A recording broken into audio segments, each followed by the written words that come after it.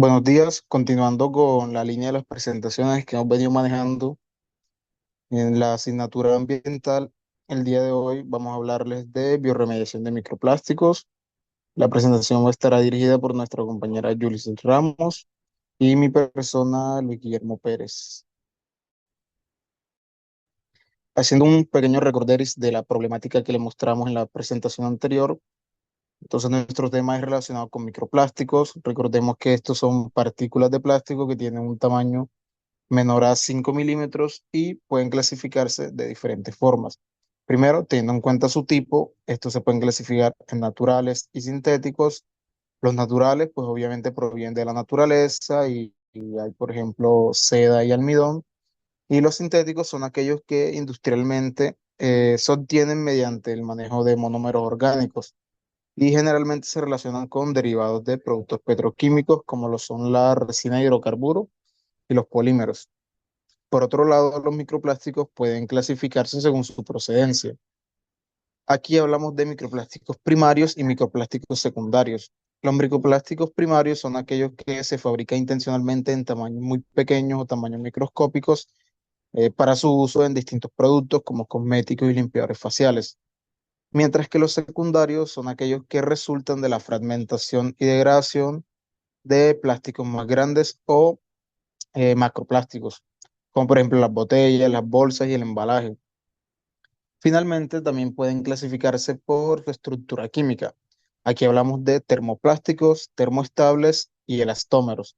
Los termoplásticos son aquellos que pueden moldearse repetidamente mediante una aplicación de calor y que al enfriarse pues conservan la forma final que se les haya dado. Por su parte, los termoestables son aquellos que se pueden moldear al aplicarle calor una sola vez. Es decir, estos una vez ya se solidifiquen con la forma final de que le hayamos dado, pues no va a ser irreversible a la forma que tenía anteriormente, sino que ya va a quedar así, no se puede remoldear. Y finalmente, los elastómeros son aquellos que sí repetidamente pueden deformarse y recuperar su forma original mediante aplicación de calor y fuerza. Entonces, esta es como una descripción general de la manera en la que se pueden clasificar los microplásticos. Y haciendo un poquito de énfasis en la problemática que hemos estado trabajando, es asociada a la contaminación por polímeros. Este es un tema que es bastante importante debido a que la emisión de polímeros a nivel global no es de pequeña magnitud, sino que es bastante considerable. Por ejemplo, para hacernos una idea, para el año 2016 se estimó que aproximadamente se emitían 304 millones de toneladas por año hacia el medio ambiente de polímeros, donde los más representativos eran el polietileno y el polipropileno. Por su parte, para 2019 se hizo una estimación similar donde se encontraba que la emisión de polímeros al medio ambiente era de aproximadamente 450 millones de toneladas por año. Es decir, que en una diferencia de 3 años tuvimos un aumento en la tasa de emisión de polímeros de aproximadamente 150 millones de toneladas por año, lo cual pues bastante alarmante en términos de contaminación. Entonces, bueno, ya he hecho un poquito este recorder de la problemática que hemos venido manejando. Ahora sí pasamos como tal al tema de la degradación de microplásticos. En general, se puede decir que la degradación de microplásticos se da en tres etapas, las cuales están influenciadas por procesos químicos, físicos y biológicos. Entonces, en una primera etapa, de manera general, lo que se hace es que los polímeros o macroplásticos se fragmentan en partículas más pequeñas. Luego, estas partículas se siguen fragmentando y degradando de tal manera que los polímeros se pueden descomponer en estructuras más simples como los oligómeros, los dímeros y los monómeros. Y finalmente, estos monómeros, que son la partícula más simple que los organismos pueden ingerir, que los microorganismos pueden ingerir, entonces es mineralizada. Entonces, hablando un poco más a detalle, en la parte uno, en la degradación inicial, lo que se tiene es que los macroplásticos se fragmentan por procesos bioquímicos y procesos físicos. En los bioquímicos, entonces hablamos de degradación por influencia de la radiación ultravioleta, por hidrólisis, por oxidación y también por microorganismos que al intentar consumir los macroplásticos, pues lo que hacen es que porque a medida que van mordiendo, van fragmentando estos macroplásticos en partículas más pequeñas. Luego tenemos los procesos físicos, donde ya hablamos entonces de la influencia del movimiento de las aguas, del viento, de la acción humana y nuevamente pues, de la parte biológica, de la parte animal. Y en esta parte de los procesos físicos también tenemos influencias de temperatura. Entonces, estos procesos básicamente lo que van a condicionar es la cantidad de partículas en las que se van a fragmentar los macroplásticos, el tamaño de estas partículas y su forma, y además el grado de meteorización que van a tener. Luego entonces viene el segundo paso, que es la degradación de los polímeros. Como les comentaba, el polímero o la cadena lo que se hace es que se descompone en estructuras más simples como los oligómeros, los trímeros, los dímeros y los monómeros. Y esta degradación se da pues esta degradación y fragmentación se da por degradación química, donde hablamos entonces de oxidación e hidrólisis, como les había comentado. Hablamos también de degradación física y físico-química, donde ya hay degradación térmica, fotodegradación, que es relacionado con el tema de la radiación ultravioleta, y degradación mecánica. Y finalmente, pues tenemos la biodegradación por parte de microorganismos. En el paso final, entonces, ya estaría la mineralización de los microplásticos o de los monómeros. En este caso, para la mineralización hay dos vías, una vía anaeróbica y una vía aeróbica. Entonces, en la vía anaeróbica entra en juego las enzimas catabólicas, que son las que se van a encargar de tomar estos monómeros y mineralizarlo en moléculas más simples que se encuentran normalmente en la naturaleza. Aquí también un término importante es el de los aceptores de electrones, que como el profesor nos mostraba en clase, en este caso, en estas vías donde no tenemos oxígeno, los aceptores de electrones son otras moléculas, como son los sulfatos, los nitratos, el hierro y el dióxido de carbono.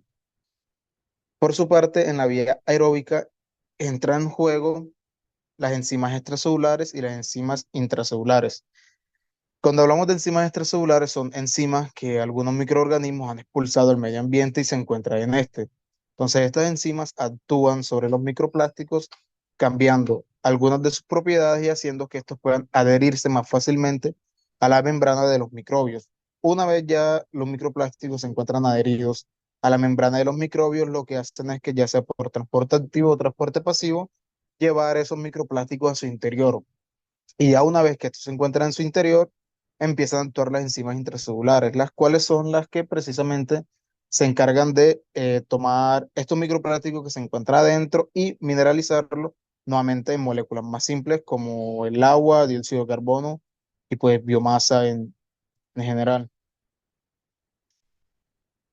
Para observar con más detalle los mecanismos de descomposición de los microplásticos, seleccionamos el polietileno tereftalato, conocido como PET.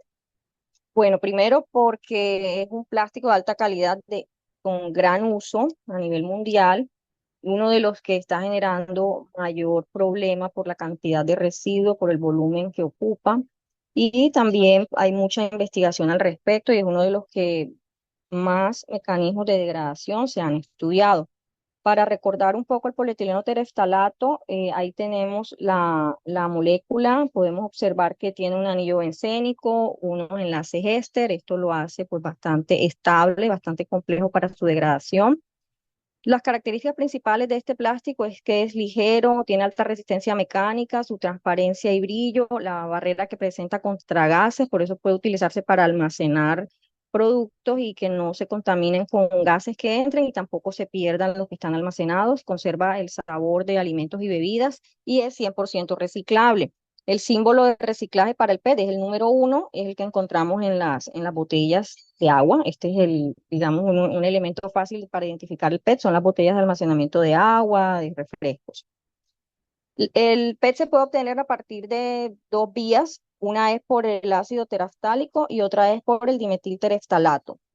Y cuando se descompone, sus monómeros de descomposición son el etilenglicol y el ácido teraftálico. Los mecanismos de degradación del PET, pues básicamente son los mismos para todos los demás plásticos. En este caso podemos tener mecanismos de reciclaje, que pueden ser un reciclaje físico, químico o biológico. También pues se utiliza el vertedero, que en nuestro caso, aquí en nuestro país, pues ese es el sistema más utilizado para la mayor cantidad de plásticos residuales, el relleno sanitario. También se usa la incineración, sobre todo a nivel industrial, en países más desarrollados por muchos años. Este fue el método preferido en muchos países más desarrollados, la incineración, porque este proceso sí puede lleva hasta la mineralización. Y otros mecanismos es la biodegradación, que actualmente pues está como mucho más estudiado el tema y es como lo más novedoso ahora. Se utiliza entre otros microorganismos, principalmente hongos y bacterias. La degradación física consiste principalmente en una trituración y molienda, pues mecánica. En este caso, lo que sucede es la reducción del tamaño del plástico. Con la fragmentación física no hay una alteración de la estructura química, o sea, el PET no deja de ser PET, solamente va a convertirse en partículas más pequeñas. Por eso, esto conlleva un riesgo que es la generación de microplásticos. En ese caso, este mecanismo se recomienda solamente si el objetivo final es el reciclaje o que se combine luego con otros mecanismos para continuar su degradación. Hay unas limitaciones en este mecanismo que es la pérdida de las propiedades mecánicas del PET a medida que se tritura por la fricción y el calor, pues se va, digamos, rompiendo algunos enlaces y se va debilitando la molécula. Y también hay mucha contaminación, pues a medida que se va reciclando se contamina con otras moléculas y ya el plástico no es de la misma calidad. También es difícil tener pues la separación adecuada y la clasificación, entonces por eso también a veces es un poco difícil hacer el manejo de solo PET, porque es muy importante que sea el mismo plástico para poder hacer el reciclaje adecuadamente. Entonces, por eso les decía que como el objetivo es el reciclaje, pues continúa entonces otras etapas después de este proceso, que sería convertirlo en gránulos o en pellets, que son ya las partículas que se almacenan en sacos, son partículas pequeñas, para poder utilizarlas ya en el reciclaje. Ya se pueden comercializar como plástico reciclado y producir nuevos productos. Este es un diagrama básico del proceso, pues ahí se puede observar las botellas son pues trituradas, luego son lavadas, secadas y se convierten en pellets para ser recicladas, para volver a producir nuevos productos. Entonces se puede utilizar una extrusora que consiste en aplicar ya los pellets en una tolva, luego por presión y calor pues se empiezan a formar los nuevos productos, hilos o botellas. Es importante aquí resaltar que el producto que sale de este reciclaje, pues no tiene, como les decía, unas propiedades mecánicas de calidad, por lo tanto siempre toca mezclarlo con materia virgen. Entonces no es un proceso como que sea realmente que se cierre el ciclo, sino que siempre se está dependiendo de PET nuevo. Y cuando ya llega un momento en que el plástico realmente no puede seguirse reciclando, toca ya disponerlo por otros medios, eliminarlo por otros métodos o disponerlo en rellenos sanitarios. Ahora vamos a mirar la degradación química del PET. Para esto, pues se puede clasificar en distintos procesos, por ejemplo, aquellos procesos que buscan la despolimerización del PET, que lo que quiere es romper las cadenas largas y llevarlo a los monómeros de PET u otros monómeros. La descomposición térmica que se hace con ausencia o con poco oxígeno a través de calor. Hay otros métodos químicos como la fotodegradación, la oxidación y el uso de otros compuestos químicos. Y también se puede hacer una valorización energética, que es utilizar el PET como combustible, teniendo en cuenta que el poder calorífico del PET es 24 kilojoules por kilogramos y es comparable al del carbón. Incluso dicen que los residuos gaseosos y sólidos que se generan pues son menos contaminantes que los del carbón. Por muchos años este mecanismo de la valoración energética fue el más recomendable. Cuando solo existían métodos físicos y químicos, se recomendaba más este método porque aquí se lleva a la mineralización final y lo que se produce pues ya es ceniza y unos gases que si se controlan muy bien pues no generarían tantos problemas ambientales. Rápidamente les quiero mostrar algunos procesos de despolimerización, que en este caso es utilizar alguna sustancia química para romper los polímeros en otros monómeros. Entonces, la hidrólisis sería con agua. En este caso, el agua rompe el enlace éster y produce nuevo ácido teraftálico, que es la materia prima para PET, así que se puede producir nuevo PET. La glicólisis, en vez de agua, utiliza alcohol, pero acá no se genera la molécula original de PET, sino otra molécula con la que se pueden fabricar otros productos plásticos. La metanólisis utiliza metanol. Este es un proceso muy eficiente y selectivo que genera menos residuos y genera dimetiltereftalato que fácilmente puede ser convertido también en el monómero original de PET y nuevamente reincorporado a la cadena. Estos son los tres principales productos de despolimerización para PET. Hay otros para otros plásticos como amonólisis y aminólisis, donde se utilizan amoníaco y aminas y se pueden generar nitrilos o poliamidas, que también son plásticos de alta calidad para otros usos. En cuanto a la recuperación de energía, básicamente son procesos de combustión, es utilizar el plástico como combustible. Como les explicaba ahorita, digamos, en Europa se usó mucho la quema de la basura, o sea, la basura, eh, todos los residuos urbanos mezclados, no se hacía separación, sino que todos los residuos se recogían y ahí van los plásticos, entonces se utilizaba en hornos y se producía calor, ellos necesitaban en algunas épocas calor y también los gases se podían usar para mover turbinas y producir electricidad. También, pues simplemente el plástico solo utilizado como combustible, sobre todo a nivel industrial, era un proceso muy eficiente para generar energía. Sin embargo, ya sabemos que todos estos compuestos de combustibles fósiles, pues están, digamos, ya estamos entrando en una era de reemplazarlos. Entonces hay que tener todas esas consideraciones. La termólisis es, como les decía, utilizar el calor para descomponerlo a otros combustibles, hidrocarburos y gasolina, lubricantes y diésel. Existe la pirólisis, la gasificación, la hidrogenación. La hidrogenación no es muy recomendable para PET, pero sí para otros plásticos. Y los otros métodos, por ejemplo, la oxidación, donde se utilizan agentes oxidantes como peróxido de hidrógeno, ozono, ácido nítrico, pues son muy costosos. Esto sería si se necesita el producto de esta reacción y pues que valga la pena la inversión, porque realmente utilizar estos productos químicos es muy costoso para manejar grandes volúmenes. Esto sería como para volúmenes pequeños. La fotodegradación, que es un proceso natural en el que los enlaces se rompen por la exposición solar, sería un proceso, digamos, no muy eficiente si queremos usarlo para los plásticos convencionales, pero sí se podría utilizar para los nuevos plásticos que se están fabricando que se hacen con esa característica de fotodegradabilidad. También se pueden utilizar otros agentes químicos, ácidos fuertes, bases fuertes o esta que también es un ácido débil.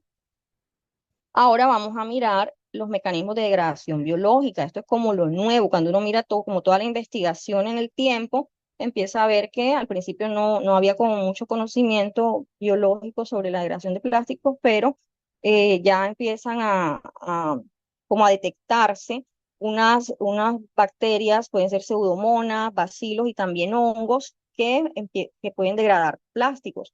Inicialmente se observó en laboratorio a temperaturas de 75 grados, los microorganismos podían hacer estas reacciones.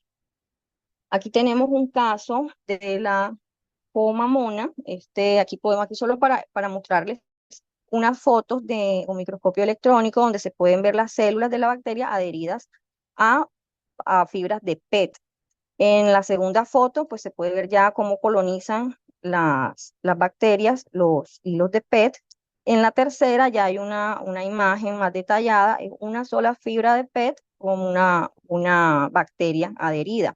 Entonces, acá a la derecha les quería mostrar un listado, esto es del 2020, al 2020 había aproximadamente unas 30 enzimas que son producidas por bacterias u hongos que se utilizaban para descomponer plásticos. El color que ven ahí en azulito, que es la mitad aproximadamente de las enzimas, se utilizan para PET. Entonces realmente hay una gama amplia de posibilidades para descomponer el PET. Aquí les quiero mostrar un ejemplo de una reacción con Ideonella sakensis. Esta bacteria, cuando se descubrió, digamos que cambió o fue como la revolución en el tema de degradación biológica, porque fue la primera que se detectó que podía descomponer plásticos a temperatura ambiente. Como les decía, al principio era 75 grados y con investigaciones después se descubrió que a 50 grados, pero entonces era muy difícil pretender aplicarlo en el ambiente. Todo esto podían hacerlo solamente a nivel de laboratorio con esas temperaturas. Pero ya cuando se descubrió esta bacteria, pues sobre ella se han enfocado la mayor cantidad de investigaciones y ha habido muchos avances a partir de allí. ¿Ella qué hace? Ella puede colonizar el PET produce una enzima metasa y ayuda a producir hidrólisis. Entonces, en presencia de agua empiezan a romperse algunas cadenas del polímero y produce otra molécula que es ácido mono 2 hidroxietilteraftálico, es esta molécula que está acá, y continúa el proceso de degradación porque la misma bacteria produce otra enzima metasa que divide esa molécula en los dos componentes primarios del PET, en ácido terestálico y etilenglicol. Entonces puede incorporarse nuevamente a la cadena productiva de PET estas moléculas. Es importante resaltar que ya estos productos, este nuevo PET que se genera acá, tiene condiciones de un PET virgen, o sea, como si fuera nuevo, ya no tiene problemas de que fuera, sus propiedades se vean disminuidas ni nada de eso. En este caso, ha sido muy importante mantener la estabilidad térmica a esas temperaturas. Esta había trabajado con 40 grados. Si se mantiene la estabilidad térmica, se puede obtener hasta un 93% aproximadamente de degradación del PET. Acá hay otro ejemplo, en este caso con hongos, y aquí se ve que se hace un consorcio con 3 hongos. El proceso es similar al anterior. Acá es por una descomposición catalítica, pero finalmente las enzimas también ayudan a cortar la molécula. Cada uno de los hongos genera su enzima cutinasa y empieza a fragmentar el PET finalmente hasta los mismos compuestos originales, etilenglicol y ácido teraftálico. Ahora, ¿qué es lo novedoso? ¿Qué es lo nuevo en todos estos procesos? La ingeniería de proteínas para la degradación del PET. Pues últimamente se están ya pues, utilizando ingeniería genética para mejorar todos estos microorganismos, todas estas enzimas, y se están desarrollando catalizadores más robustos que tienen una mayor eficacia y además especificidad en lo que uno quiere. Entonces, aquí se presenta un diagrama del proceso. Nosotros tomamos una enzima nativa que tiene baja eficiencia o baja desempeño y se le comienza a aplicar ingeniería genética, editando el genoma, asistido por computador. Se producen algunas mutaciones en las células y se generan unas enzimas hechas a medida para lo que uno quiere. Entonces ya se producen pues, procesos muy, muy eficientes. Este es un ejemplo recién salido, este artículo es apenas de este mismo mes publicado y es como lo más novedoso. En este caso se creó un sistema en cascada multienzimático. La idea aquí es como generar una superenzima. Entonces se han tomado diferentes enzimas, aquí se tomaron 3 enzimas diferentes, petasas, que eran las que inicialmente les había mostrado, carboxilesterasa, y tenemos otro complejo de proteínas que son 2 bacterias diferentes que la conforman. Estas enzimas, cada una, pues hace su parte en la degradación del PET por separado, pero lo que se busca es unirlas para que ellas juntas generen el proceso de descomposición mucho más rápido. Entonces se utiliza una proteína de andamio. Esta proteína de andamio lo que hace es unir esas tres enzimas y tenerlas como junticas en un solo paquete, y así se hace el proceso mucho más eficiente. Ahora, ¿cómo se forma esa molécula? Pues se utiliza la Escherichia coli. Entonces se aplican la Escherichia coli ha sido modificada, su célula asistida por computador, pues se ha generado una mutación en las células para que ella pueda absorber dentro de sus células estas enzimas. Entonces uno simplemente les agrega las enzimas encima, le coloca la proteína de andamio, ella incorpora estas partes en su célula y dentro de ella genera esta unión, ella arma la macromolécula esta, la superenzima, y la expulsa sobre su piel. Y ya ahí pues está disponible y ellas empiezan a hacer un trabajo súper eficiente con el PET, que ha aumentado la degradación hasta 20 veces. Y bueno, otros estudios nuevos también han demostrado algunos microbios de invertebrados que están descomponiendo plásticos. En este caso tenemos el gusano de la harina, que es la larva de este escarabajo, y la larva de la polilla de cera. Estos microorganismos consumen el plástico, además de que se lo comen, en este caso poliestireno y polietileno, se lo comen y en su intestino tienen microorganismos que han podido llegar a descomponer estas moléculas de PET ya pues en proceso de mineralización. Así que digamos que esto también es lo nuevo.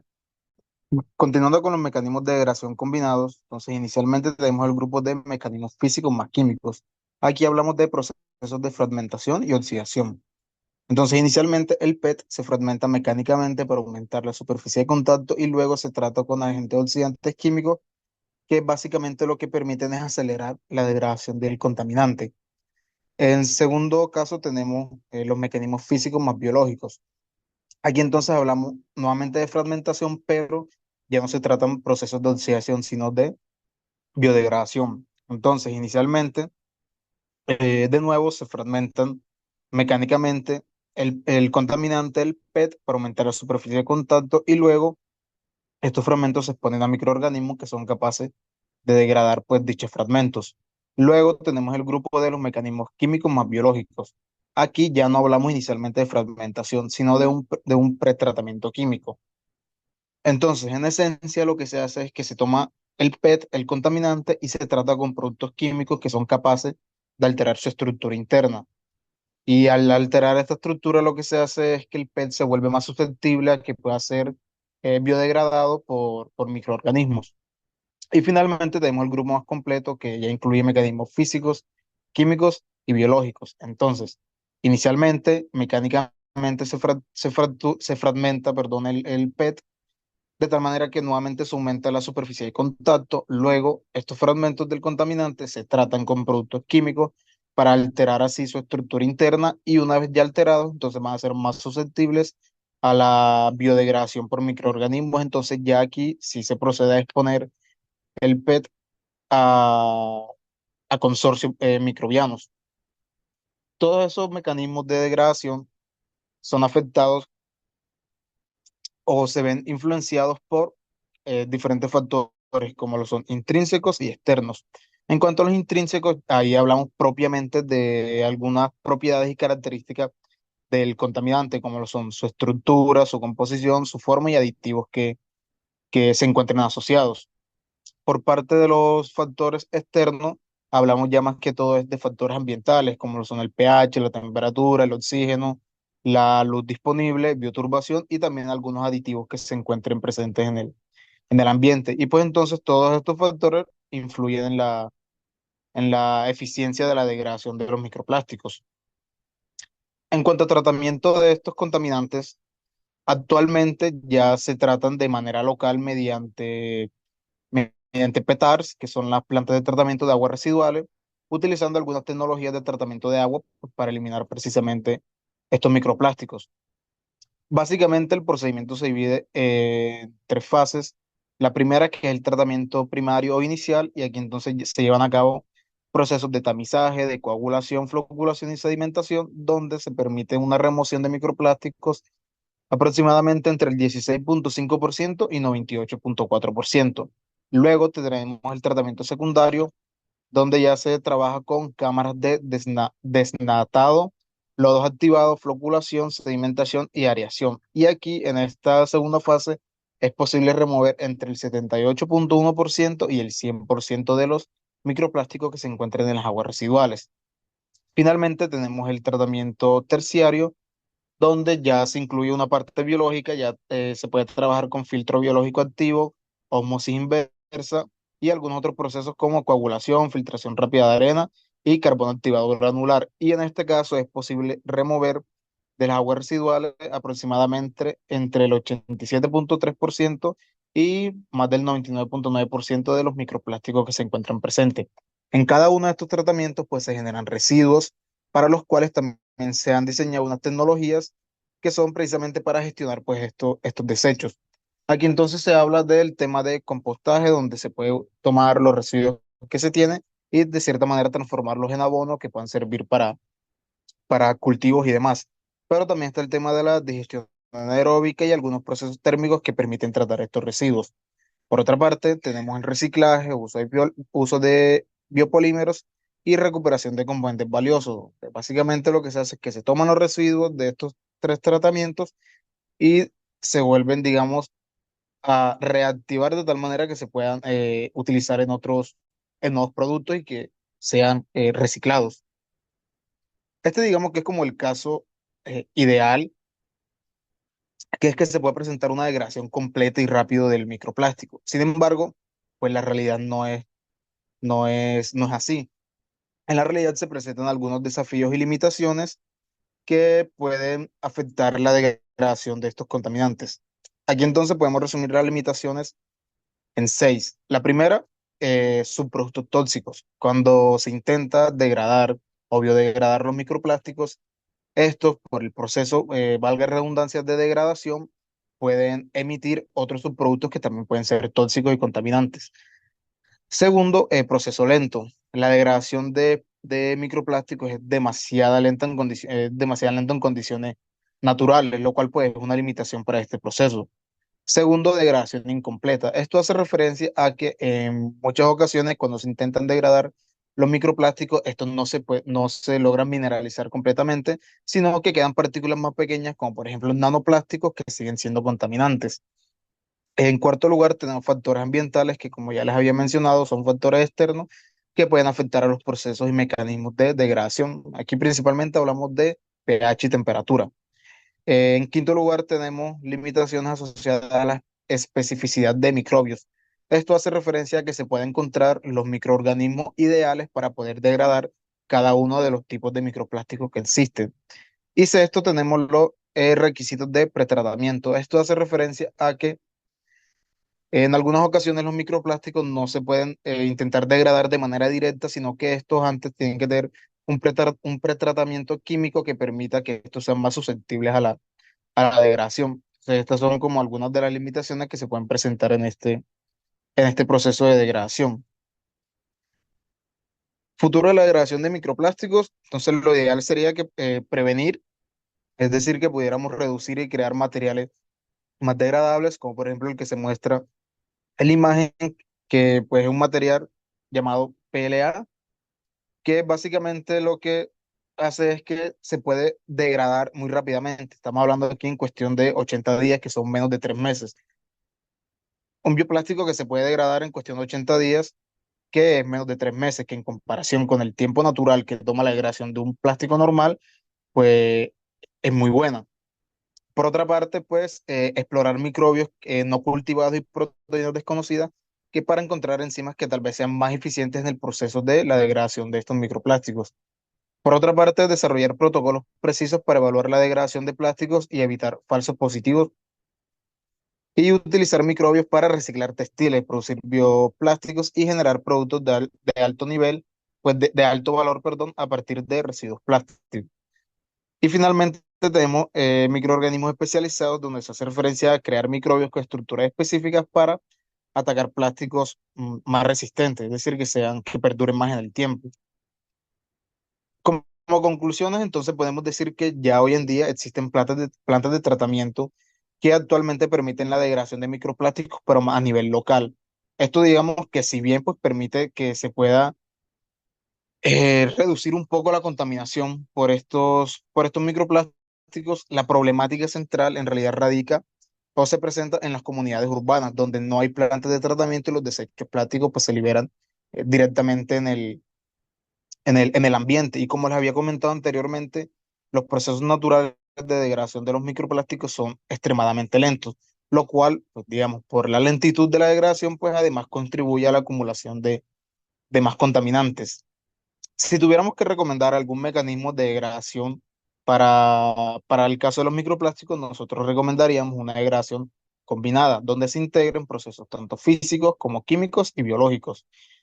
Y finalmente que en los lugares donde se intente hacer la degradación por medio de los mecanismos combinados, pues que de cierta manera se pueda controlar lo más que se pueda las condiciones ambientales, de tal manera que se pueda acelerar la degradación de estos microplásticos y así promover la descontaminación del entorno. Gracias.